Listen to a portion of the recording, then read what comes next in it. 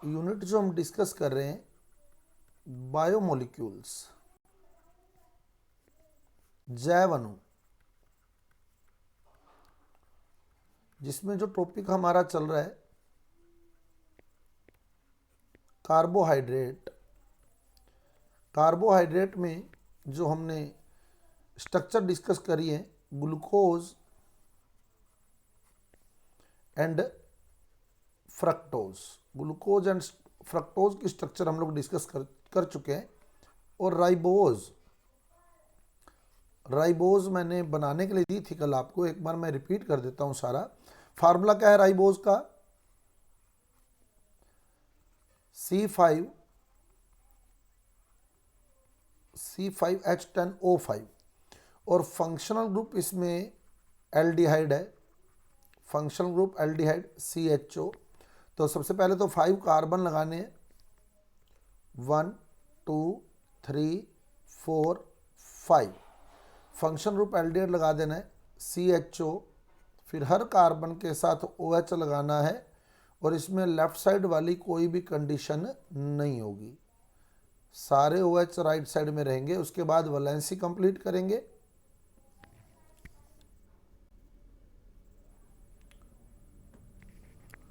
Valency complete करेंगे तो यहाँ H आ जाएगा, यहाँ H आ जाएगा, यहाँ H आ जाएगा और यहाँ H2 आ जाएगा। अब साइक्लिक कैसे तैयार करें? तो ये साइक्लिक बन गई डी राइबोज। अभी डी क्यों बोला जाता है ये भी हम डिस्कस करेंगे। अब साइक्लिक कैसे बनाई थी? साइक्लिक बनाने का मेथड क्या था?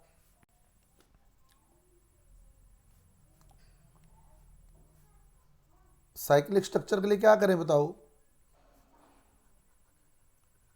डबल को सिंगल में बदलेंगे। कौन से H को ऑक्सीजन से जोड़ेंगे?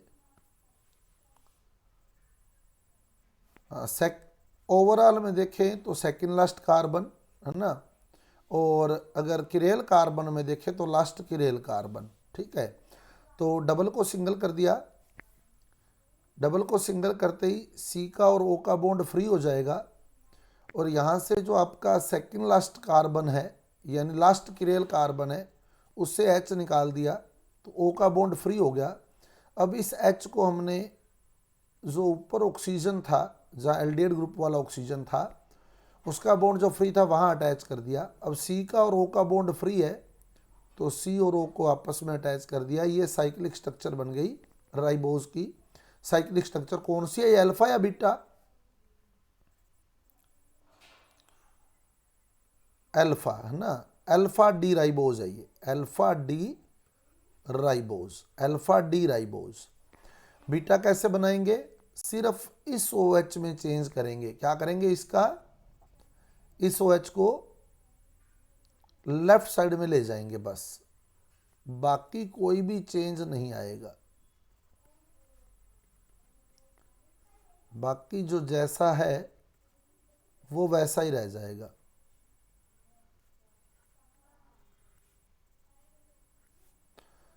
तो ये बन गया अपने पास बीटा डी राइबोज और बीटा डी राइबोज। और RNA में यही होती है, बीटा फॉर्म ही होती है RNA में राइबोज की बीटा फॉर्म ही होती है। ठीक है, RNA DNA में बीटा फॉर्म होती है डीऑक्सी राइबोज की। तो अब अपने को हावर्थ प्रोजेक्शन बनाना है। तो जब हम हावर्थ प्रोजेक्शन तैयार करते हैं तो पहले रिंग के मेंबर काउंट कर लेने हैं। कितने कितने मेंबर आए रिंग में? 5 मेंबर आए है ना, 5 मेंबर आए। अगर मैं रिंग को हाईलाइट करूं तो ये आपको रिंग यहाँ सीन हो रही है जो हाईलाइटेड की है मैंने। तो इसमें 4 कार्बन है एंड 1 ऑक्सीजन है। 4 कार्बन 1 ऑक्सीजन, हर कार्बन के 2 बॉन्ड खाली हैं। अब कैसे कंप्लीट करेंगे ये वैलेंसी? जो लेफ्ट वाला है उसको क्या कर देंगे? लेफ्ट वाले को अप और राइट वाले को डाउन। तो लेफ्ट वाले को अप, राइट वाले को डाउन, लेफ्ट वाले को अप, राइट वाले को डाउन, लेफ्ट वाले को अप, राइट वाले को डाउन, और यहाँ आकर CH2OH ऊपर और H नीचे, तो ये बन जाएगी आपके पास अल्फा डी राइबोज। ये अल्फा बन गई, अल्फा से बनाई है, अल्फा डी राइबोज। और बीटा में बिल्कुल हल्का सा फर्क, क्या फर्क करोगे बीटा में? सिर्फ फर्स्ट कार्बन पर, है ना, बस, और कुछ भी चेंज नहीं होगा। फर्स्ट कार्बन का OH जो है वो ऊपर वाली साइड आ जाएगा।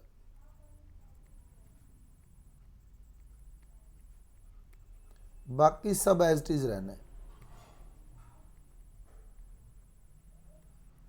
ये बन गई बीटा डी राइबोज। और RNA में यही होती है, जब हम DNA RNA पढ़ेंगे ना तो यही वाली स्ट्रक्चर बनाएंगे। अब डीऑक्सीराइबोज क्या होता है? देखो, डीऑक्सीराइबोज, डीऑक्सीराइबोज क्या मतलब है? डीऑक्सीराइबोज का बताओ। डीऑक्सीराइबोज क्या मतलब, क्या है इसका डीऑक्सीराइबोज का? डी मैंने कमी होना, है ना, डी मैंने कमी होना, निकलना, है ना, डी मैंने निकलना या कमी होना। ऑक्सी मैंने ऑक्सीजन की, किसमें से? राइबोज में से। यानी अगर हम राइबोज में से ऑक्सीजन की कमी कर देते हैं तो डीऑक्सीराइबोज बन जाता है। क्लियर? डीऑक्सीराइबोज, डीऑक्सीराइबोज यानी ऑक्सीजन की कमी है, किसमें से? किसमें कमी है ऑक्सीजन की? राइबोज में। तो राइबोज में कौन सा ऑक्सीजन निकाला जाता है? जो सेकंड नंबर वाला कार्बन है ना, ये वाला सेकंड नंबर वाला कार्बन, ये कार्बन जो है इसका ऑक्सीजन निकाल दिया जाता है। तो ये ऑक्सीजन निकाल देते हैं हम लोग, सेकंड नंबर वाला। तो यहां सिर्फ H रह जाता है, O निकाल दिया जाता है। ये बन गया डीऑक्सीराइबोज। और कौन सी फॉर्म है ये? अल्फा या बीटा?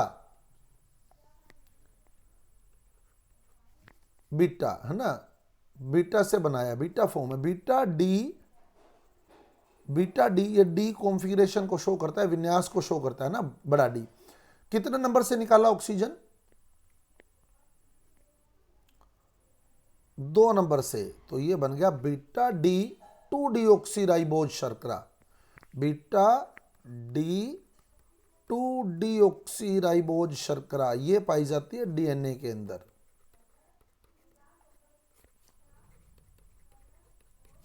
मतलब बीटा रूप है इसका, बीटा फॉर्म है ये, डी विन्यास है इसका, 2 नंबर पर कमी है ऑक्सीजन की राइबोज शर्करा के। तो राइबोज का फार्मूला आपको आता है बनाना, उसके 2 नंबर से ऑक्सीजन निकाल देना, डीऑक्सीराइबोज बन जाएगा। क्लियर? अब ये राइबोज है, अगर 2 नंबर वाला ऑक्सीजन यानी ये ऑक्सीजन हम लोग निकाल देते हैं तो डीऑक्सीराइबोज बन जाता है। तो ये इस तरह से हम लोग जो है डीऑक्सीराइबोज शर्करा बनाएंगे।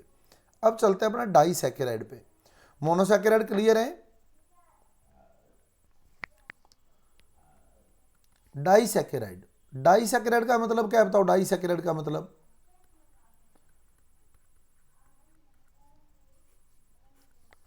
डाइसैकेराइड यानी डाई मतलब 2, जिसमें 2 मोनोसैकेराइड है, 2 मोनोसैकेराइड है। इसमें जो हम पढ़ेंगे सुक्रोज, माल्टोज और लैक्टोज। सुक्रोज, माल्टोज और लैक्टोज। सुक्रोज को केन शुगर बोला जाता है। हमारे घरों में जो चीनी हम यूज़ करते हैं वो सुक्रोज ही है। केन शुगर यानी गन्ने से प्राप्त होने वाली शर्करा, केन शुगर। और इसको हम लोग अगर शुद्ध हिंदी में उच्चारण करें तो इक्षु शर्करा, इक्षु शर्करा बोलते हैं। इक्षु ईख से बना हुआ शब्द है, तत्सम तद्भव शब्द पढ़े हैं ना आपने। इक्षु ईख से लिया हुआ है। ईख क्या होता है? ईख गन्ने को बोलते हैं ना, छोटी क्लासों में अपने पढ़ते रहे हैं ईख, तो वहां गन्ने का चित्र बना होता था। तो इक्षु शर्करा मतलब गन्ने से प्राप्त होने वाली शर्करा। सुक्रोज है cane sugar. Maltose, malt sugar बोलते हैं इसको। और लैक्टोज को मिल्क शुगर, दूध, दुग्ध शर्करा, मिल्क शुगर, दूध में उपस्थित होती है ये दुग्ध शर्करा, मिल्क शुगर। अब कौन सा किससे बना है? डाइसैकेराइड का मतलब इनमें सब में 2-2 मोनोसैकेराइड है। ये भी इंपॉर्टेंट क्वेश्चन है, कौन कौन सी मोनोसैकेराइड है किसके अंदर? सब में 2-2 मोनोसैकेराइड है। सुक्रोज में कौन सी है? Glucose plus fructose. सुक्रोज जो है वो ग्लूकोज और फ्रक्टोज से बना है, ग्लूकोज प्लस फ्रक्टोज। माल्टोज में ग्लूकोज प्लस ग्लूकोज, माल्टोज में दोनों ग्लूकोज हैं। और लैक्टोज में glucose plus galactose, glucose plus galactose. अब देखो लैक्टोज वाला तो ग्लूकोज तो सारों में ही है, देखो आप ग्लूकोज ग्लूकोज ग्लूकोज सब में है ना। लैक्टोज में दूसरी जो है वो ग्लैक्टोज है, लैक्टोज में ग्लैक्टोज, ये नाम से पता लग रहा है। लैक्टोज में कौन सी है? ग्लैक्टोज। तो लैक्टोज की दो कवर हो गई, ग्लूकोज और ग्लैक्टोज। माल्टोज जो है उसमें दोनों ग्लूकोज हैं, और सुक्रोज में एक ग्लूकोज है और एक फ्रक्टोज है। क्लियर? ये मोनोसैकेराइड आ गई अपने पास। सुक्रोज में कौन कौन सी है? सुक्रोज में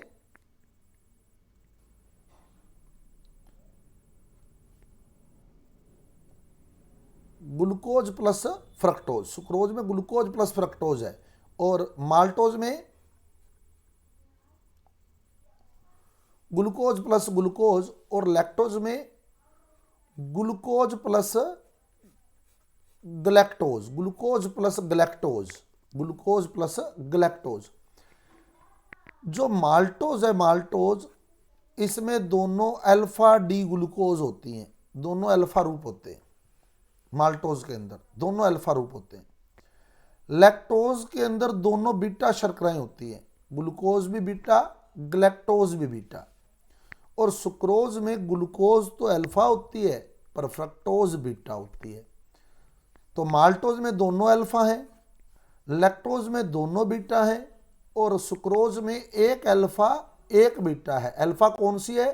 ग्लूकोज, और बीटा कौन सी है? Fructose, beta fructose. क्लियर हो जाएगा याद? माल्टोज में है वो दोनों ही अल्फा हैं, लैक्टोज में दोनों ही बीटा हैं, और सुक्रोज में एक अल्फा और एक बीटा है। अल्फा कौन सी है? अल्फा ग्लूकोज, और बीटा कौन सी है? फ्रक्टोज। क्लियर? अब आपको अल्फा बीटा बनानी आती है ना, आपको अल्फा बीटा बनानी आती है तो स्ट्रक्चर बनेगी बड़े आराम से, है ना। अब जो सबसे इंपॉर्टेंट बात आपने ध्यान रखनी है, डाइसैकेराइड जो होती है, डाइसैकेराइड, ये जो सुक्रोज, माल्टोज, लैक्टोज है, इसमें जो सुक्रोज है वो अनअपचायक है। अनअपचायक यानी नॉन रिड्यूसिंग। ये बहुत ही इंपॉर्टेंट बात है, और यही प्रश्न आरपीएससी के पेपर में पूछा जाता है। निम्न में से कौन सी अनअपचायक शर्करा है, कौन सी नॉन रिड्यूसिंग शुगर है? तो कौन सी है non reducing sugar? Sucrose. Sucrose जो है वो नॉन रिड्यूसिंग शुगर है। अब है क्या नॉन रिड्यूसिंग, वो भी अभी क्लियर कर दूंगा। उसके बाद माल्टोज और लैक्टोज जो है वो अपचायक शर्कराएं हैं दोनों, माल्टोज भी और लैक्टोज भी दोनों अपचायक हैं, यानी रिड्यूसिंग शुगर हैं। तो ये बहुत ही इंपॉर्टेंट क्वेश्चन है, निम्न में से अनअपचायक शर्करा है, तो ये ध्यान रखना। और जो मैं कह रहा हूँ ना इंपॉर्टेंट है, वो आप अलग से नोट करते जाना, देखना डायरेक्ट प्रश्न उठते हैं। एक तो इनकी जो इकाइयाँ हैं अल्फा बीटा, आपको ये पता होना चाहिए कौन सी है ना। और उसके बाद नॉन रिड्यूसिंग कौन सी है, कौन सी शर्करा नॉन रिड्यूसिंग है?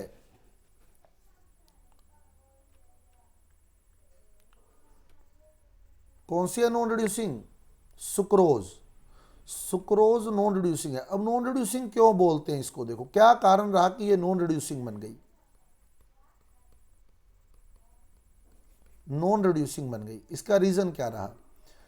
बनी किस किस से थी ये? ग्लूकोज से और फ्रक्टोज से। ग्लूकोज कौन सी ली थी? अल्फा। फ्रक्टोज कौन सी थी? बीटा, है ना। ये दोनों ग्लूकोज और फ्रक्टोज जब जुड़ेंगी ना, तो दो मोनोसैकेराइड जिस भी बंध से जुड़ी होती है वो बंध ग्लाइकोसिडिक बंध कहलाता है। ग्लाइकोसिडिक बंध, ग्लाइकोसिडिक बॉन्ड बोल दो, ग्लाइकोसिडिक लिंकेज बोल दो, glycosidic linkage, glycosidic linkage, glycosidic linkage. दो शर्कराएं, दो शुगर, मोनोसैकेराइड, जिस बॉन्ड से हम जोड़ेंगे, क्योंकि जोड़नी तो पड़ेगी, ग्लूकोज और फ्रक्टोज को जोड़ेंगे तभी सुक्रोज बनेगी। तो जो बॉन्ड ग्लूकोज और फ्रक्टोज में बनेगा वो कौन सा बॉन्ड है? Glycosidic bond, glycosidic bond. अब नॉन रिड्यूसिंग कब बोलते हैं? ग्लूकोज में फंक्शनल ग्रुप कौन सा था बताओ? ग्लूकोज में फंक्शनल ग्रुप कौन सा फंक्शनल ग्रुप था बताओ? ग्लूकोज में एल्डिहाइड, है ना। एल्डिहाइड कितने नंबर पे था? एल्डिहाइड 1 नंबर पे था, C1, यानी एल्डिहाइडिक कार्बन है ये, C1 वाला एल्डिहाइडिक कार्बन। और फ्रक्टोज में कौन सा था? फ्रक्टोज में कीटोन था, कितने नंबर पे था? 2 नंबर पे था, है ना। कीटोन 2 नंबर पे था, कीटोनिक कार्बन था ये। अब अगर ये जो कार्बोनिल कार्बन है, कार्बोनिल समूह होते हैं एल्डिहाइड और कीटोन, कार्बोनिल समूह जो होते हैं वो एल्डिहाइड और कीटोन होते हैं ना, एल्डिहाइड और कीटोन। तो कार्बोनिल कार्बन यानी एल्डिहाइड कार्बन और कीटोनिक कार्बन, अगर इनको हम आपस में जोड़ देना तो फिर नॉन रिड्यूसिंग बन जाती है। एल्डिहाइड या कीटोन में से एक फ्री रहना जरूरी है। एल्डिहाइड हो यानी दो अगर शर्कराएं हैं तो उसमें अगर हम एल्डिहाइड को एल्डिहाइड से, अगर उसमें दोनों एल्डिहाइड होते हैं, मान लो 2 शर्कराएं हैं, दोनों में एल्डिहाइड एल्डिहाइड समूह होता है, तो अगर हम एल्डिहाइड को एल्डिहाइड से जोड़ दें तो नॉन रिड्यूसिंग हो जाएगी। कीटोन कीटोन है तो कीटोन को कीटोन से जोड़ दें, नॉन रिड्यूसिंग हो जाएगी। और अगर एल्डिहाइड है एक में कीटोन है तो एल्डिहाइड को कीटोन से जोड़ दे तो नॉन रिड्यूसिंग हो जाएगी। तो सुक्रोज के नॉन रिड्यूसिंग होने का रीजन क्या है?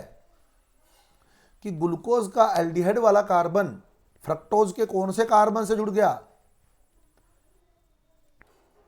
कीटोन वाले कार्बन से। ग्लूकोज का एल्डिहाइड वाला कार्बन फ्रक्टोज के कीटोन वाले कार्बन से ग्लाइकोसिडिक बॉन्ड बना जाता है। तो ना तो ग्लूकोज का एल्डिहाइड वाला कार्बन फ्री रह पाता है, ना फ्रक्टोज का कीटोन वाला कार्बन फ्री रहता है ना। और यही इसके अपचायक होने का कारण होते हैं। अब दोनों ही बॉन्ड बना गए तो ये नॉन रिड्यूसिंग हो गया, अगर एक भी फ्री रहता तो ये रिड्यूसिंग हो जाता। क्लियर? अब अपने स्ट्रक्चर बनाते हैं, देखो आप अब स्ट्रक्चर बनाएंगे, अपने हावर्थ प्रोजेक्शन बनाएंगे। Alpha glucose, alpha D glucose लिखते हैं वैसे तो सही, और beta fructose, beta fructose, alpha glucose beta fructose. Alpha glucose बनानी आती है, अब मैं डायरेक्ट बनाऊंगा, ठीक है, क्योंकि आपको मैंने कल बता दिया है। आप लोग भी अपने माइंड में सेट कर लें कि जो स्ट्रक्चर है वो ऐसे बनेगी। अब आपको पता है कैसे बनेगी, है ना। वो आपको अब अगर मेरे से कहीं मिस्टेक हो जाती है बनाते हुए तो आप लोग क्लियर करेंगे कि यहाँ गलती हो गई है। तो ये अल्फा ग्लूकोज बना दिए मैंने, ठीक है। अब बीटा फ्रक्टोज भी आपको पता है, तो बीटा फ्रक्टोज भी बना दीजिए। अब बीटा फ्रक्टोज बना रहा हूं मैं। अब ये मैंने बीटा फ्रक्टोज बना दी। सही बनाई है या गलत कर दी कहीं?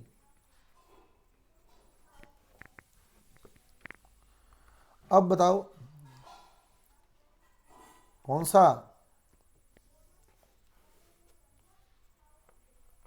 सही बनाई है, बिल्कुल ठीक है।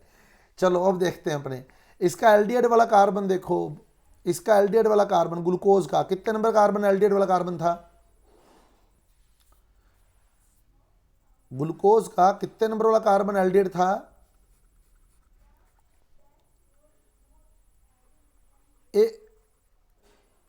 ग्लूकोज का कितने नंबर वाला कार्बन एल्डिहाइड था?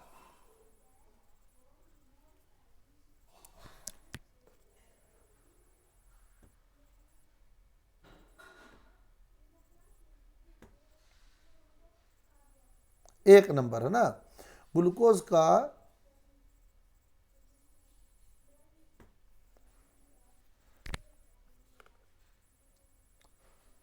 क्लियर आ रही है वॉइस?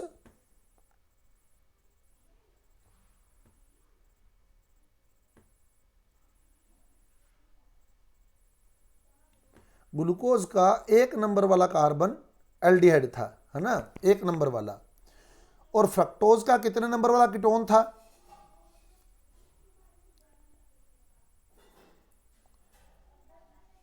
यानी ये वाला।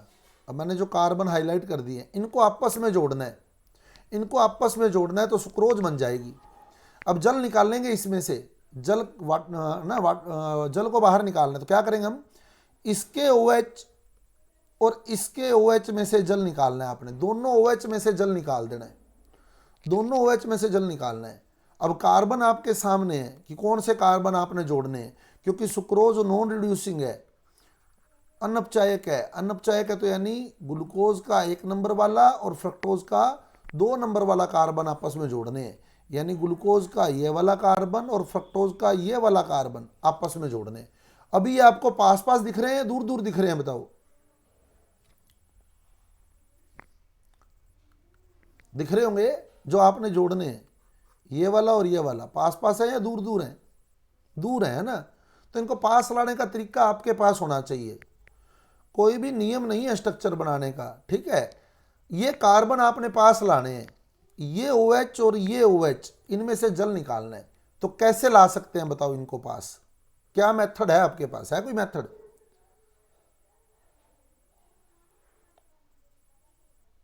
क्या करें ऐसा कि ये पास पास आ जाए, बताओ, अपना अपना दिमाग लगा दो, क्या करें?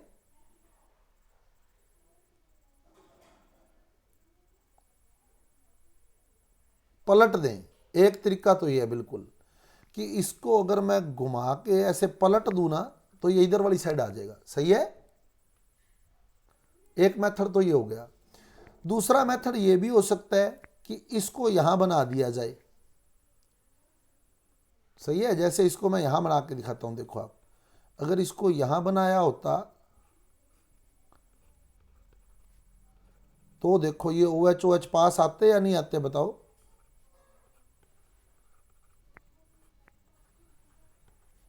अब देखो ये इस OH और इस OH में से जल निकालना था, निकल सकता है या नहीं निकल सकता, आराम से बताओ। निकल जाएगा ना। तो ये OH गया और ये H गया और ये आपस में जुड़ गए, ये ग्लाइकोसिडिक बॉन्ड बन गया। एक मेथड तो ये है, ये बनी होगी अलग अलग किताबों में, अलग अलग बनी हुई है, कुछ बुक्स में ये बनी होगी ऐसे, वो आपका तरीका है, जैसे मर्जी बनाए। मैं आपको 3 तरह की स्ट्रक्चर बनी होती है सुक्रोज की, मैं तीनों शो कर दूंगा यहाँ, तीनों, किसी बुक में कोई सी मिलेगी, किसी बुक में कोई सी मिलेगी, है ना, वो तीनों आपको मैं क्लियर कर दूंगा। समझ आई बात, पहली क्लियर है, बहुत आसान है ना। 2 OH में से जल निकालना है आपने, आपको ये पता होना चाहिए कि कौन से कार्बन आपने लेने हैं। तो ग्लूकोज का C1, फ्रक्टोज का C2 लेने हैं, जल निकालना है, हो जाएगा पहली स्ट्रक्चर। अब अपने चलते हैं दूसरी स्ट्रक्चर पे। दूसरी स्ट्रक्चर जो है, दूसरी स्ट्रक्चर आपने जो बोला उसके अकॉर्डिंग बनाते हैं अपने। क्या बोला था आपने कि इसको पलट देंगे, इसको पलट देंगे, तो इसको पलटो, इसको पलटो, घुमा के बनाओ, इसको अपने नीचे घुमा के बनाते हैं, ठीक है। तो बिल्कुल बनेगी, सही है एकदम। बस आइडिया ही लगाना है आपने, और कैसे वो OH नज़दीक आ सके, बस ये आपका मेथड है। उसके बाद कोई नियम नहीं है स्ट्रक्चर बनाने का, नियम आपके हाथ में, आपको पता होना चाहिए जल कहाँ से निकालना है। और अब आपको ये पता होना चाहिए कि नॉन रिड्यूसिंग है सुक्रोज।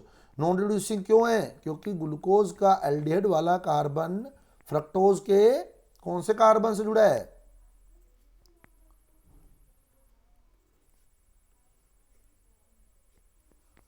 कौन से कार्बन से जुड़ा है फ्रक्टोज के? कीटोनिक कार्बन से।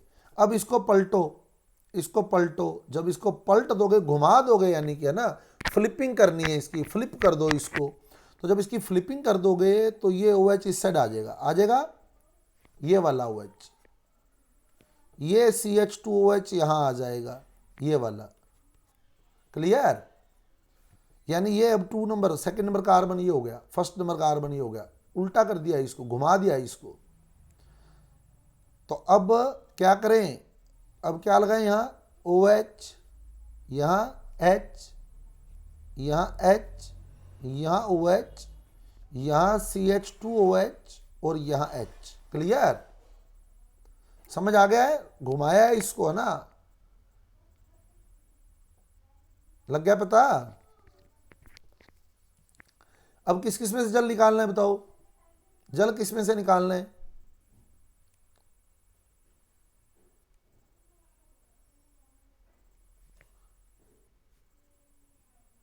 कुछ भी ले ले, एच ले ले चाहे ओ एच ले, वो किसी से भी ले ले ना, एच और ओ एच किसी से भी ले, उससे फर्क नहीं पड़ता है।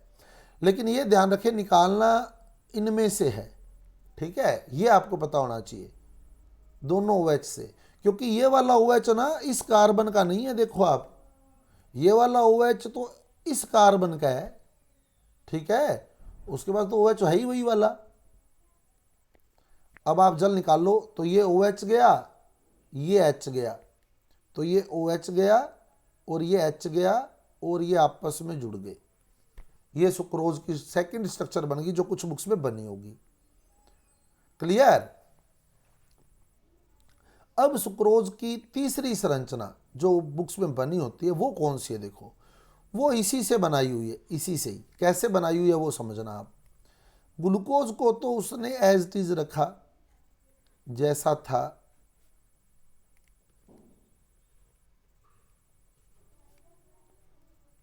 एच, वो यहाँ ओ पड़ा है ना, यहाँ ओ पड़ा है, क्योंकि वो जल हमने निकाल दिया है, उसी से ही बना रहा हूं मैं। अब बुक्स में क्या किया हुआ है, ये हमारी अब जो बोर्ड की बुक लगी है उसमें ये स्ट्रक्चर है। बुक में क्या किया हुआ है, ये जो बॉन्ड आपको ऐसे दिखाई दे रहा है ना, ऐसे, ये वाला बॉन्ड, ग्लाइकोसिडिक बॉन्ड ऐसे दिखाई दे रहा है, इसको उसने ऐसे बनाया है, ऐसे, यानी कि इसको यूं जोड़ दिया, ऐसे ऐसे जोड़ दिया, इसको ऐसे जोड़ दिया। तो ये वाला CH2OH कहाँ कर दिया उसने, ये वाला CH2OH ऊपर कर दिया, ऐसे। समझ आई बात? यानी इसको यूं घुमा के नहीं बनाया उसने, जैसे ये हमने घुमा के बनाया ना, उसने ऐसे घुमा के नहीं बनाया, उसने इसको ऐसे बनाया। ऐसे बनाने का मतलब है कि वो इस पोजीशन को यहाँ ले आया और इस पोजीशन को यहाँ ले गया, तभी बन सकता है ऐसे, है ना। जब वो CH2OH को ऊपर ले जाए और ऊपर वाला जो बॉन्ड है उसको नीचे ले आए। सही है? क्लियर? तो क्या किया उसने बताओ, बुक्स में क्या किया हुआ है, ये जो नीचे CH2H लगा इसको कहां ले गया,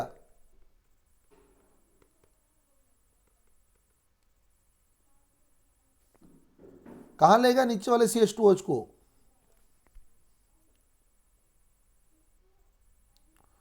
ऊपर ले गया। तो सिर्फ इसकी पोजीशन नहीं बदलोगे, जितने भी ये ग्रुप लगे हैं ना उन सारों की पोजीशन आपको चेंज करनी है। क्योंकि अगर इसको ऊपर ले जाता, मान लो अगर अकेला इसको ऊपर ले जाता, फिर वो बीटा थोड़ी रह जाता, फिर तो अल्फा बन जाता। सही है? क्योंकि हमने क्या करना है, फ्रक्टोज कौन सी ली, फ्रक्टोज बताओ, फ्रक्टोज कौन सी ली है, फ्रक्टोज कौन सी ली बताओ, बीटा ली है, तो बीटा फ्रक्टोज तो ये है। सही है? बीटा फ्रक्टोज ये होगी। उसने क्या किया, इस CH2OH को तो ऊपर कर दिया, इस OH को नीचे कर दिया, फिर तो ये अल्फा फ्रक्टोज बन गई। तो सिर्फ यही ग्रुप नहीं पलटा, सारे ग्रुप पलट देने हैं। मतलब जब आप CH2OH को ऊपर कर रहे हो तो H को ऊपर, OH को नीचे, फिर इस HOH को भी पलटोगे, OH को ऊपर, H को नीचे, और इनको भी पलटोगे। क्या करेंगे, यानी सारे ग्रुप घुमा दिए उसने, ठीक है ना। तो ये सुक्रोज की स्ट्रक्चर अब जो लेटेस्ट बुक्स के अंदर है वो ये है,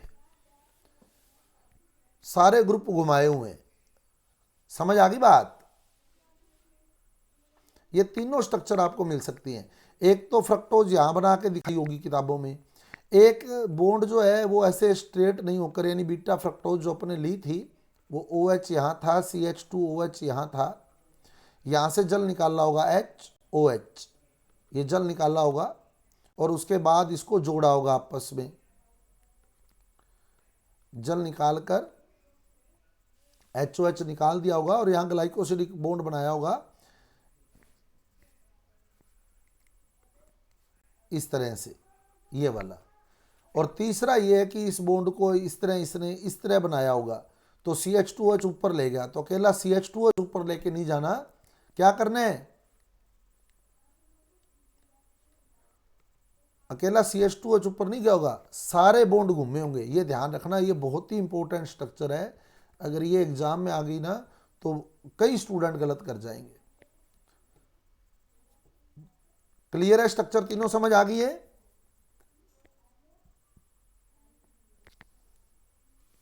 चले माल्टोज पर। अब देखो क्या कहता है सुक्रोज में। एक बात और बता दूं आपको, ग्लूकोज कौन सी ली थी? ग्लूकोज अल्फा ली थी। तो ग्लूकोज के लिए ये अल्फा ग्लाइकोसिडिक बॉन्ड है। ग्लूकोज के संदर्भ में अगर देखें तो ये अल्फा ग्लाइकोसिडिक बॉन्ड है, और अगर फ्रक्टोज के संदर्भ में देखें तो ये बीटा ग्लाइकोसिडिक बॉन्ड है। बीटा ग्लाइकोसिडिक बॉन्ड ग्लूकोज के संदर्भ में ये अल्फा ग्लाइकोसिडिक बॉन्ड है, और जो फ्रक्टोज है उसके संदर्भ में ये बीटा ग्लाइकोसिडिक बॉन्ड है। और इसका जो हाइड्रोलिसिस किया जाता है सुक्रोज का, आपने पढ़ा होगा, एंजाइम इन्वर्टेज द्वारा किया जाता है। सुक्रोज का जल अपघटन एंजाइम इन्वर्टेज द्वारा किया जाता है, और इन्वर्टेज जो होता है वो बीटा ग्लाइकोसिडिक बॉन्ड को तोड़ता है। बीटा ग्लाइकोसिडिक बॉन्ड को तोड़ता है इन्वर्टेज। और इसका जल अपघटन हम चाहें तो माल्टेज से भी हो सकता है, क्योंकि माल्टेज अल्फा ग्लाइकोसिडिक बॉन्ड को तोड़ता है। माल्टेज एंजाइम जो होता है ना वो अल्फा ग्लाइकोसिडिक बॉन्ड को तोड़ता है। तो सुक्रोज में अल्फा ग्लाइकोसिडिक बॉन्ड भी है। किसको देखे तो अल्फा है, अगर ग्लूकोज को देखे ना तो अल्फा ग्लाइकोसिडिक बॉन्ड है। तो इसका जल अपघटन माल्टेज से भी हो सकता है। और इन्वर्टेज कौन से बॉन्ड को तोड़ता है? बीटा बॉन्ड को। तो इसका जल अपघटन इन्वर्टेज से भी हो सकता है। क्लियर? दोनों एंजाइम इसका जल अपघटन कर सकते हैं, माल्टेज भी और इन्वर्टेज भी। लेकिन किया इन्वर्टेज द्वारा जाता है। इन्वर्टेज क्यों यूज करते हैं वो आगे आएगा, वो भी बताऊंगा आपको। अब चलते हैं आगे माल्टोज पे। माल्टोज बताओ रिड्यूसिंग है या नॉन रिड्यूसिंग है, ये बताओ। अपचायक या अनपचायक? रिड्यूसिंग है। माल्टोज रिड्यूसिंग है, अपचायक है। माल्टोज बनी किससे थी? Alpha glucose. इसका मतलब ग्लाइकोसिडिक बॉन्ड जब बनेगा ना तो एक ग्लूकोज का पहला कार्बन फ्री रहेगा जो ग्लाइकोसिडिक बॉन्ड में भाग नहीं लेगा, इसीलिए वो अपचायक है। अगर दोनों के पहले कार्बन जुड़ जाते तो फिर वो अनपचायक हो जाती। समझ आई बात? एल्डिहाइड को एल्डिहाइड से जोड़ दो तो अनपचायक है, कीटोन को कीटोन से जोड़ दो अनपचायक है, एल्डिहाइड को कीटोन से जोड़ दो अनपचायक है। अगर आप अपचायक रखना चाहते हो तो किसी भी एक ग्लूकोज का पहला कार्बन आपको फ्री रखना पड़ेगा, यानी एल्डिहाइड वाला कार्बन फ्री रखना पड़ेगा, तभी ये जाके रिड्यूसिंग होगी। तो माल्टोज रिड्यूसिंग है। क्यों रिड्यूसिंग है? क्योंकि दोनों ग्लूकोज इकाइयों में से, दोनों ग्लूकोज यूनिट में से एक ग्लूकोज का फर्स्ट कार्बन ग्लाइकोसिडिक बॉन्ड में पार्टिसिपेट नहीं करता। एक ग्लूकोज का फर्स्ट कार्बन पार्टिसिपेट करेगा, एक का फर्स्ट कार्बन पार्टिसिपेट नहीं करेगा, यानी एक का फर्स्ट कार्बन फ्री रह जाएगा। फ्री रह जाएगा तो रिड्यूसिंग हो जाएगी। क्लियर? अब बना के देखते हैं अपने, और क्लियर होगा। देखो अब दोनों अल्फा ग्लूकोज लेनी है। HOH HOH OH H HOH CH2OH H, ये हो गई अल्फा डी ग्लूकोज। दूसरी भी अल्फा डी ग्लूकोज लो, HOH HOH OH H HOH CH2OH, दोनों अल्फा डी ग्लूकोज ले ली मैंने। ठीक है, दोनों हो गई अल्फा डी ग्लूकोज। अब पहले कार्बन देख लो, इसका पहला कार्बन ये रहा, इसका पहला कार्बन ये रहा। एक का पहला कार्बन फ्री रखना है। किसका फ्री रखना इजी है बताओ? लेफ्ट वाली साइड बनी है उसका या जो राइट वाली साइड बनी है उसका? पहला कार्बन किसका इजीली फ्री रख सकते हो आप? लेफ्ट वाली का इजीली फ्री रख सकते हो क्या, या राइट वाली का? बाहर वाली साइड ये है, ये बाहर वाली साइड है। आप इसको यहां से जोड़ दो, देखो ये H गया, ये OH गया, ये जुड़ गए ना ये। तो इसका फ्री रह गया ये वाला कार्बन। समझ आई बात? जल निकालना है, वापिस देख लो, ये अल्फा था, अल्फा ग्लूकोज। अब इसका ये पहला कार्बन था, इसका ये चौथा कार्बन था, है ना, ये फर्स्ट कार्बन है, ये फोर्थ कार्बन है, ये आपस में जुड़े होते हैं, ये H चला जाएगा, ये OH चला गया, ये जुड़ गए, ये माल्टोज बन गई। तो ये वाला फर्स्ट कार्बन जो था ना, ये वाला, ये फ्री रह गया, रह गया ना फ्री, या चला गया ग्लाइकोसिलिक बॉन्ड में, ये ग्लाइकोसिलिक बॉन्ड ये रहा, ग्लाइकोसिलिक लिंकेज या ग्लाइकोसिलिक बॉन्ड। तो इस ग्लूकोज का क्या हुआ, फर्स्ट कार्बन फ्री रहा या नहीं रहा, बताओ।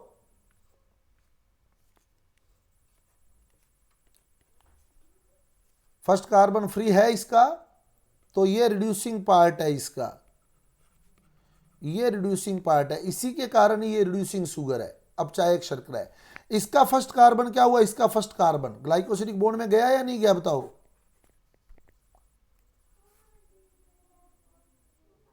गया, तो ये नॉन रिड्यूसिंग पार्ट है इसका, ये इसका नॉन रिड्यूसिंग पार्ट है, ये रिड्यूसिंग पार्ट है, ये वाला जिसका एल्डिहाइड फ्री रह गया वही रिड्यूसिंग पार्ट है। कौन कौन से कार्बन के बीच बने हैं ग्लाइकोसिलिक बॉन्ड, बताओ।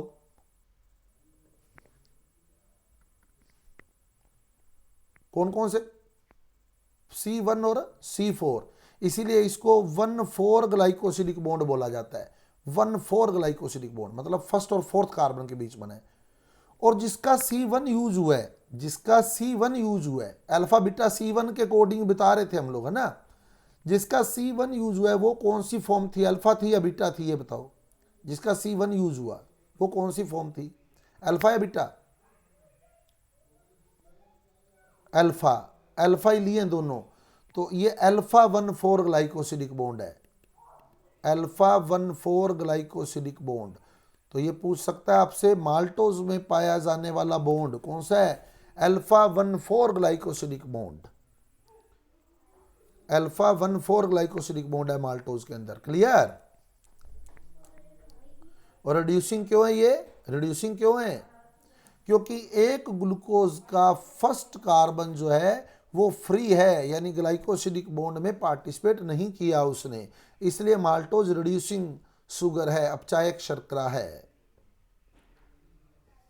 अब चलते हैं नेक्स्ट लैक्टोज पर। लैक्टोज, लैक्टोज बताओ रिड्यूसिंग है या नॉन रिड्यूसिंग है, ये बताओ।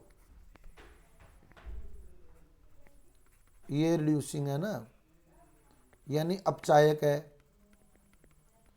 अब लैक्टोज बना किससे था, ग्लूकोज और ग्लैक्टोज से। ग्लूकोज कौन सी थी, ग्लूकोज बीटा, और ग्लैक्टोज भी बीटा, दोनों बीटा, है ना। ये भी प्रश्न, ये इंपॉर्टेंट प्रश्न है ये, कि यूनिट आपसे पूछ सकता है, मोनोमर यूनिट, ठीक है, मोनोसैकेराइड कौन सी है इनमें। तो अब इसमें ये रिड्यूसिंग है, तो इसमें किसी ना किसी का तो एल्डिहाइड फ्री होगा ही, और वो एल्डिहाइड फ्री होता है ग्लूकोज का।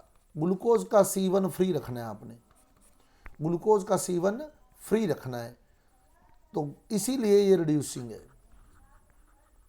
अब ग्लूकोज और ग्लैक्टोज में फ़र्क क्या है, ग्लूकोज और ग्लैक्टोज में क्या फ़र्क है।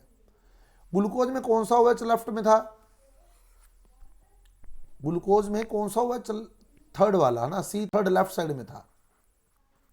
और ग्लैक्टोज में तीसरा भी लेफ्ट में होता है और चौथा भी लेफ्ट में होता है, थर्ड एंड फोर्थ दोनों OH लेफ्ट में होते हैं इसके, कार्बन तीसरे कार्बन वाला और चौथे कार्बन वाला दोनों OH लेफ्ट साइड में होते हैं। और लेफ्ट वाला किधर बनाते हो, अप या डाउन, लेफ्ट वाला किधर रखते हैं, अप। तो इसमें हम क्या करेंगे, थर्ड और फोर्थ कार्बन का जो OH है ना वो अप रखेंगे। अब देखो मैं बना रहा हूं, पहले तो बीटा ग्लूकोज बना रहा हूं, तो बीटा ग्लूकोज तो अपने कल बनाई थी,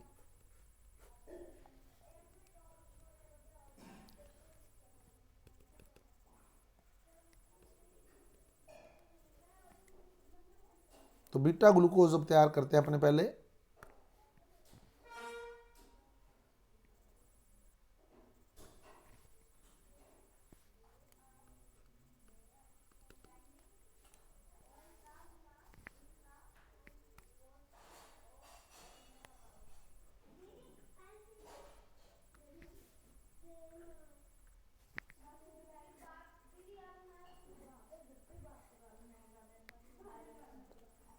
ये O H H H O H O H H H O H CH2OH, ये हो गई बीटा डी ग्लूकोज। अब ग्लैक्टोज बनानी है। ग्लैक्टोज और ग्लूकोज में इतना ही फर्क है, कितना कि ग्लूकोज में सिर्फ तीसरा OH लेफ्ट में था और ग्लैक्टोज में तीसरा और सात चौथा दोनों लेफ्ट में होंगे। बनानी बिट्टा ही है ग्लैक्टोज, ठीक है। तीसरा लेफ्ट में रखोगे तीसरा अप हो जाएगा, चौथा लेफ्ट में रखोगे तो चौथा भी अप हो जाएगा। ये ग्लैक्टोज बन गई।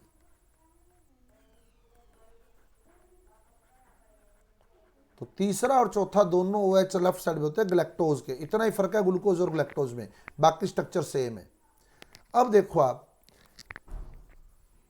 ये रिड्यूसिंग है। क्यों रिड्यूसिंग है? क्योंकि इसका C1 आपने फ्री रखना है, ग्लूकोज का C1 फ्री रखना है। अब ये ग्लूकोज का C1 है, ये ग्लैक्टोज का C1 है। अब ये वाला फ्री रखना है। अब बताओ क्या करें कि ये वाला फ्री रह जाए? कैसे करें बताओ? अपना दिमाग लगाओ अपने आप, और ये फ्री रखना है आपने। कैसे बनाएं इसको कि ये फ्री रह जाए?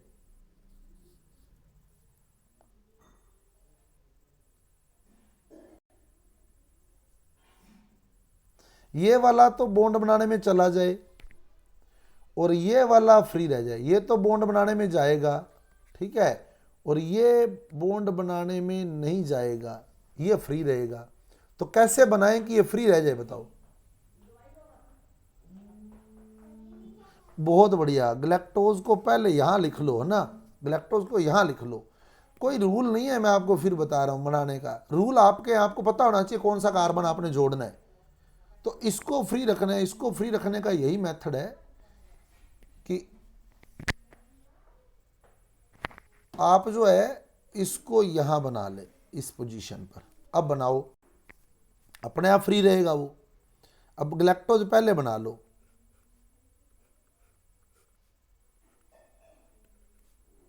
बनानी बिट्टा ही है।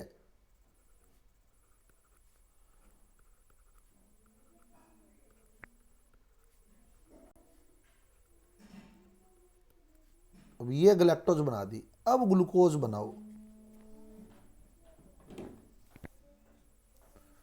अब ग्लूकोज बनाओ।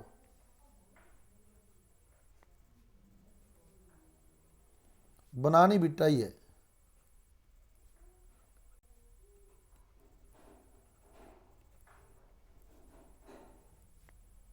अब जल निकाल लो।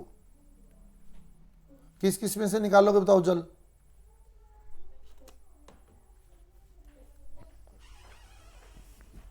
ग्लैक्टोज का तो पहला कार्बन और ग्लूकोज का चौथा कार्बन। जल निकाल लो। अब किस किस में से?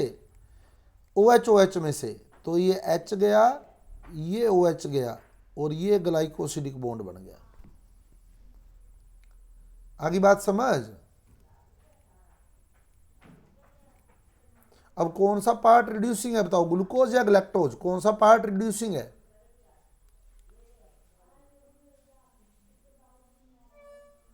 लैक्टोज का कौन सा पार्ट रिड्यूसिंग है? ग्लूकोज रिड्यूसिंग है या ग्लैक्टोज रिड्यूसिंग है? ग्लूकोज, जिसका फर्स्ट कार्बन फ्री रह गया, है ना, तो वो रिड्यूसिंग पार्ट हो गया और ये नॉन रिड्यूसिंग पार्ट हो गया। ये ग्लाइकोसिडिक बॉन्ड बन गया। एक तो ये तरीका है ग्लाइकोसिडिक बॉन्ड बनाने का। एक कुछ बुक्स में कैसे बना होता है देखो, कुछ बुक्स में ऐसे बना होगा। ये मैं बीटा ग्लैक्टोज बना रहा हूं पहले।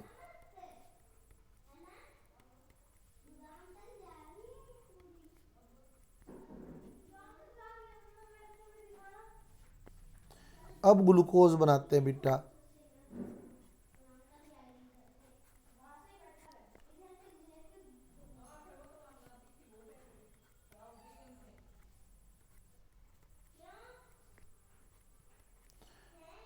अब वो क्या करते हैं, बॉन्ड को स्ट्रेट रखते हैं बॉन्ड को स्ट्रेट। बॉन्ड को स्ट्रेट रखने के लिए क्या करेंगे, देखो जल किस में से निकाल रहे हैं हम लोग, इस OH में से और इस OH में से।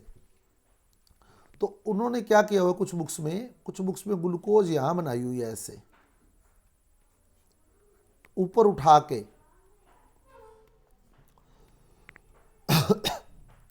ऊपर उठा के बनाई हुई है ग्लूकोज ऐसे। तो अब देखो ये OH पास आ गया ना, तो यहां से जल निकाल देते हैं H, इसका तो H निकाल देंगे, ग्लूकोज वाला H निकाल दिया और गैलेक्टोज वाला OH निकाल दिया और ये जोड़ दिए, स्ट्रेट बॉन्ड बन जाएगा इस तरह से। यानी अगर मैं इस ग्लूकोज को ऊपर उठा दूं, आप खुद सोचो तो ये बॉन्ड सीधा होएगा या नहीं होएगा, ये वाला बॉन्ड बताओ, हो जाएगा सीधा ना। अभी ऐसे है, इसको सीधा करना चाहता हूं तो मैं क्या करूं, इस कॉर्नर को खींच के ऊपर ले जाऊं ऐसे, तो हो जाएगा ना सीधा। समझ आ गई बात?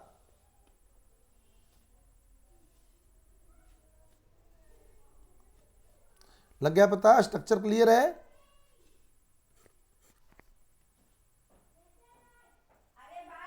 चलें आगे। और बहुत आसान है, एक बार आप लोग प्रैक्टिस करेंगे ना, एक बारी में बनेगी ये। अब स्टार्च एंड सेलुलोज, ये पॉलीसैकेराइड आ गए, स्टार्च एंड सेलुलोज, ये पॉलीसैकेराइड आ गए। स्टार्च की जो एकलक इकाई है, ये बहुलक है ये, तो इसकी जो मोनोमर यूनिट है वो अल्फा ग्लूकोज है, अल्फा ग्लूकोज, अल्फा ग्लूकोज। और स्टार्च के दो भाग होते हैं, एक तो अमाइलोज और एक अमाइलोपेक्टिन। एक तो होता है अमाइलोज और एक होता है अमाइलोपेक्टिन, अमाइलोपेक्टिन। स्टार्च के दो भाग हैं, एक अमाइलोज और एक अमाइलोपेक्टिन। ये इसका रेखीय भाग होता है लीनियर, और ये शाखित भाग होता है ब्रांच्ड। ये शाखित भाग होता है ब्रांच्ड। अमाइलोपेक्टिन जो है, एमाइलोपेक्टिन शाखित भाग है, और जो एमाइलोज है वो रेखीय भाग है। सेलुलोज की जो इकाई है वो बीटा ग्लूकोज है, बीटा ग्लूकोज। तो स्टार्च कौन सा है, स्टार्च किससे बना है, अल्फा ग्लूकोज से। सेलुलोज किससे बना है, बीटा ग्लूकोज से। स्टार्च में दो भाग हैं, एक अमाइलोज और एक अमाइलोपेक्टिन। अमाइलोज रेखीय है, अमाइलोपेक्टिन शाखित। अमाइलोज जो है वो लीनियर है और अमाइलोपेक्टिन जो है वो ब्रांच्ड है। और सेलुलोज जो है बीटा ग्लूकोज से बना है। अब मैं पहले अमाइलोज दिखा रहा हूं आपको, ठीक है। अमाइलोपेक्टिन की ब्रांचिंग मैं बता दूंगा आपको कि कैसे बनेगी। अमाइलोज किससे बना है, अल्फा ग्लूकोज से। अब अल्फा ग्लूकोज आपको बनाने आते हैं तो अल्फा ग्लूकोज बना लें। HOH, यहाँ जो भी लगे लगते जाएंगे, यहाँ HOH, यहाँ जो भी लगा लगता रहेगा। ऐसे यहाँ अल्फा ग्लूकोज बना दें आप, ये HOH, यहाँ जो लगे हैं वो लग जाएंगे, है ना। यहाँ HOH, इस तरह आगे और अल्फा ग्लूकोज ले लें, ये HOH, यहाँ ग्रुप लग जाएंगे, और यहाँ HOH, ये ग्रुप लग जाएंगे यहाँ जो है ना। अब जल निकाल दो, जल निकालोगे तो यहाँ से H ले लो, ये OH ले लो, जल निकाल दो। ये H गया, एक तरफ से H निकाल दो, इसका OH निकाल दो, ये जोड़ दो आपस में, ये ग्लाइकोसिडिक बॉन्ड बन गया। ऐसे यहाँ से H गया, यहाँ से OH गया, ये जोड़ दो आपस में, ये ग्लाइकोसिडिक बॉन्ड बन गया। ऐसे ये H जाएगा, आगे कोई ना कोई जुड़ जाएगा। ऐसे ये H, इधर वाला H भी जाएगा और आगे कोई ना कोई जुड़ जाएगा। ये अमाइलोज भाग बन गया। आगे बात समझ? बाकी ग्रुप जुड़ जाएंगे एज इट इज, है ना। HOH, OHH, CH2OHH, HOH, OHH, CH2OHH। Clear? समझ आ गया काम? ये तो कुछ भी नहीं है, अल्फा ग्लूकोज लिखने हैं और जोड़ देने हैं। कौन कौन से कार्बन जुड़े बताओ स्टार्च में, कौन कौन से कार्बन जुड़े?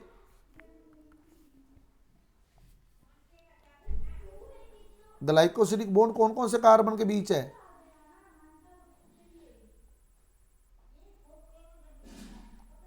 C1 और 4 के बीच में, तो ये α14 ग्लाइकोसिडिक बॉन्ड है। अब आप देखो, अब मैं आपको थोड़ी सी बताता हूं। आप लोग पढ़ते हैं जब स्टार्च का आंशिक जल अपघटन करते हैं, पार्शियल हाइड्रोलिसिस करते हैं, तो माल्टोज बनता है। माल्टोज बनेगा बिल्कुल। कैसे बनेगा देखो, माल्टोज यही तो था, 2 ग्लूकोज जुड़े थे α14 ग्लाइकोसिडिक बॉन्ड से। माल्टोज में 2 ग्लूकोज जुड़े थे, है ना, माल्टोज पढ़ के आए अभी हम। तो जब स्टार्च का आंशिक जल अपघटन किया जाएगा तो माल्टोज बनेगा। माल्टोज भी तो 2 अल्फा ग्लूकोज से ही बना था, 1,4 ग्लाइकोसिडिक बॉन्ड ही उसमें था। सही है। और जब इसका पूर्ण जल अपघटन कर दोगे, इसको कंप्लीट हाइड्रोलाइज कर दोगे, तब अल्फा ग्लूकोज बन जाएगा। आगे बात समझ। तो स्टार्च का आंशिक जल अपघटन करते हैं तो माल्टोज क्यों बनता है? क्योंकि माल्टोज किससे बना था बताओ? Maltose alpha glucose plus alpha glucose से, है ना, alpha glucose plus alpha glucose से। और स्टार्च बना alpha glucose plus alpha glucose plus alpha glucose plus alpha, खूब सारे अल्फा ग्लूकोज जुड़ गए। तो खूब सारे अल्फा ग्लूकोज जुड़ते गए, तो जब इसको पार्शली हाइड्रोलाइज करते हैं तो ये बन जाता है माल्टोज। और जब ये कंप्लीट हाइड्रोलाइज होता है तो सिर्फ ये बन जाता है ग्लूकोज। क्लियर?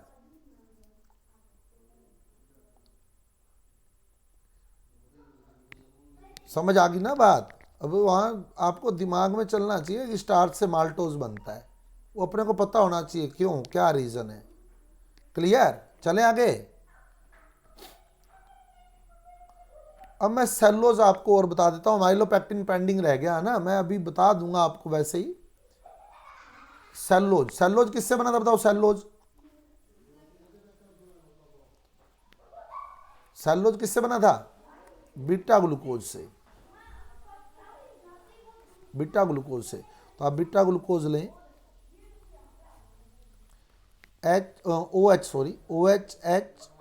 OH, यहाँ तो जो जुड़ने हैं वो जुड़ते रहेंगे, OH, तो इस तरह से आप प्रैक्टिस में लेंगे तो क्विकली बनती है स्ट्रक्चर, है ना। अब प्रैक्टिस आपकी है, मैंने आपको सारी स्ट्रक्चर बता दी है। अब प्रैक्टिस आपकी है कि आप इस पे कितनी प्रैक्टिस कर रहे हैं।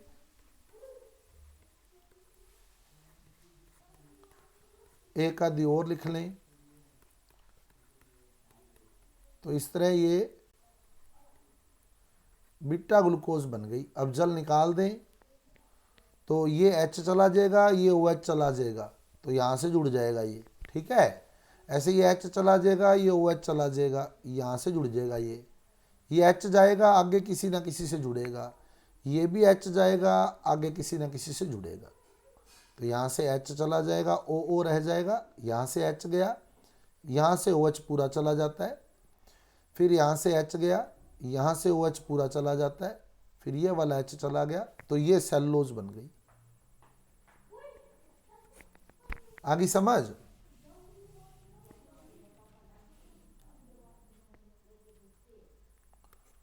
तो कौन सा बंद बना बताओ सेलुलोज में? बताओ कौन सा बंद है सेलुलोज में, अल्फा या बीटा?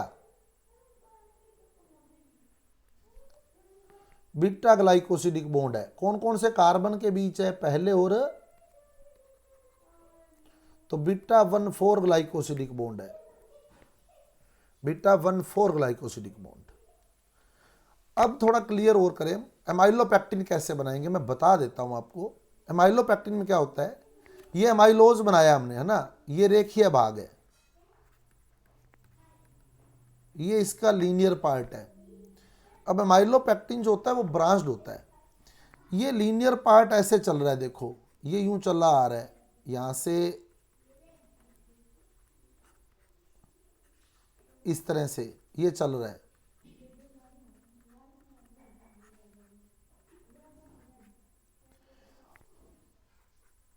अब सपोज कि ये वाला जो कॉर्नर है, ये वाला कॉर्नर आगे किसी ग्लूकोज से नहीं जुड़ा, तो यहां HOH रह जाएगा, क्योंकि आगे ग्लूकोज से जुड़ेगा तभी तो यहां से H निकलेगा ना। आगे ये किसी ग्लूकोज से नहीं जुड़ा, तो यहाँ HOH फ्री पड़ा है, ठीक है। ऐसे ही एक चेन नीचे भी चल रही है, सेम टू सेम ऐसी एक चेन नीचे भी चल रही है।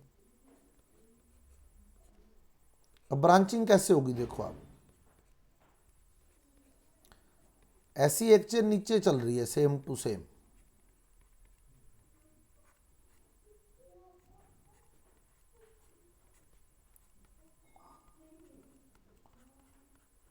अब ब्रांचिंग कैसे आएगी। इसका फर्स्ट कार्बन ये वाला, एक चेन का एक श्रृंखला का पहला कार्बन दूसरी श्रृंखला का या छठा कार्बन लगा होता है CH2OH, और यहाँ H ऐसे लिखते हैं ना हम लोग, यहाँ सारी जगह ऐसे होता है CH2OH H, यहाँ CH2OH H ऐसे। अब इसका फर्स्ट कार्बन और इसका 6 कार्बन आपस में जुड़ जाते हैं, तो इसका हम क्या करेंगे, OH निकाल देंगे यहाँ से और इसका H निकाल देंगे, तो यहाँ से H गया, यहाँ से OH गया, तो अब क्या होगा, ये ब्रांचिंग हो जाएगी, ये ब्रांच निकल गई यहाँ से। तो ब्रांचिंग में कौन कौन से कार्बन जुड़े, ब्रांचिंग में ये अमाइलोपेक्टिन बन गया। कौन कौन से कार्बन जोड़े बताओ अमाइलोपेक्टिन में,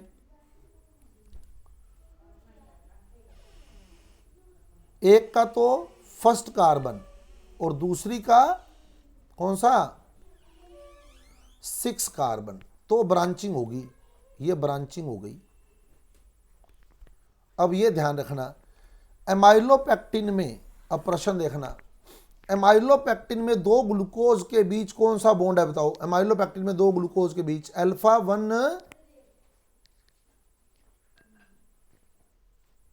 1,4,1,6 नहीं 1,4 ये ग्लूकोज, तो ये रे देखो ये ग्लूकोज है, तो अल्फा 1,4 ही बोलोगे ना, ये ग्लूकोज है तो अल्फा 1,4 ही बोलोगे। लेकिन दो श्रृंखलाओं के बीच, एक श्रृंखला ये है, एक चेन ये है और एक चेन ये है, दो श्रृंखलाओं में कौन सा बॉन्ड है देखो। अब दो श्रृंखलाओं में 1,6 है, फर्क समझ आ गया, क्वेश्चन पता लग गया ना।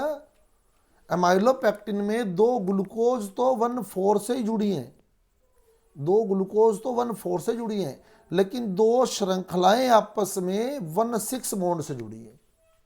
क्लियर,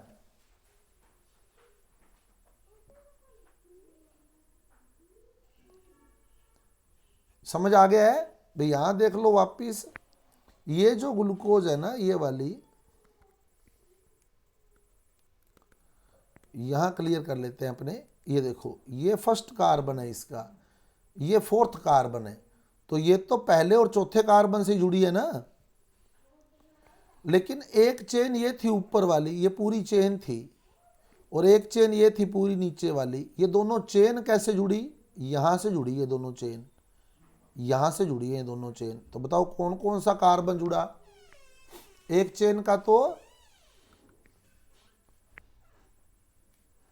C1 और दूसरी चेन का C6 ग्लाइकोसिडिक बॉन्ड। दो चेन 1,6 से जुड़ी है, दो ग्लूकोज 1,4 से जुड़ी है। क्लियर।